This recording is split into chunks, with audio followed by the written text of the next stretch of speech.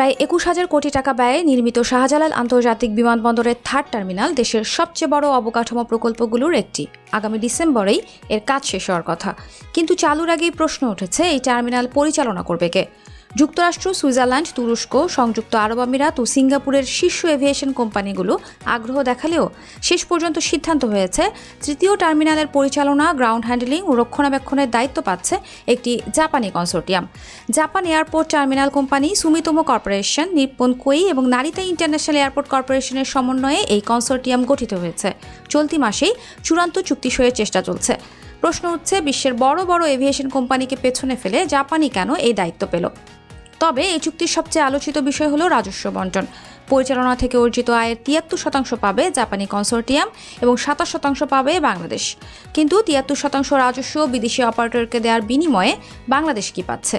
সরকারি যুক্তি, এর বিনিময়ে আন্তর্জাতিক মানের পরিচালনা, আধুনিক গ্রাউন্ড হ্যান্ডলিং, দ্রুত কার্গো সেবা, উন্নত যাত্রী সেবা এবং আরও বেশি বিদেশি এয়ারলাইন্স আকর্ষণের সুযোগ তৈরি হবে। এতে রাজস্বও বাড়বে।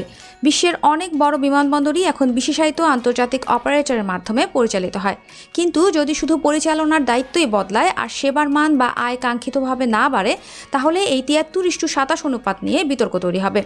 বিশ্লেষকরা বলছেন, বাংলাদেশকে এখন জাপান শুধু উন্নয়ন সহযোগী হিসেবেই দেখছে না, বরং দক্ষিণ এশিয়া ও বঙ্গোপসাগর অঞ্চলে একটি গুরুত্বপূর্ণ অর্থনৈতিক কেন্দ্র হিসেবে বিবেচনা করছে। মাতারবাড়ি, গভীর সমুদ্র বন্দর, মেট্রো রেল, এক্সপ্রেসওয়ে, অর্থনৈতিক অঞ্চল, প্রায় প্রতিটি বড় অবকাঠামো প্রকল্পেই জাপানের উপস্থিতি বাড়ছে। সেই হিসেবে শাহজালালের থার্ড টার্মিনাল প্রকল্পের বড় অংশীদার জাপান। কূটনীতিবিদদের মতে এই বিমানবন্দর শুধু যাত্রী পরিবহনের অবকাঠামো নয়, এটি একটি দেশের বাণিজ্য, কার্গো, বিনিয়োগ, পর্যটন এবং আন্তর্জাতিক সংযোগের কেন্দ্রবিন্দু। ফলে এই অবকাঠামো পরিচালনায় থাকা মানে দীর্ঘমেয়াদে একটি কৌশলগত অবস্থান নিশ্চিত করা।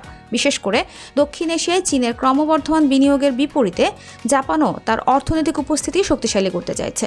তাই শাহজালালের থার্ড টার্মিনাল এখন শুধু একটি বিমানবন্দর প্রকল্প নয়, এটি হয়ে উঠেছে বাংলাদেশের অবকাঠামো ব্যবস্থাপনা, বিদেশি অংশীদারিত্ব এবং ভূরাজনৈতিক অর্থনীতির নতুন চ্যালেঞ্জ।